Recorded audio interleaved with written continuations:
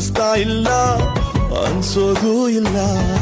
ಎಲ್ಲೇ ಇದ್ರು ಹೆಂಗೆ ನೀ ಇದ್ರು ನಮ್ಮಿಬ್ರ ಹಳಕೆ ಸಾಯೋದೇ ಇಲ್ಲ.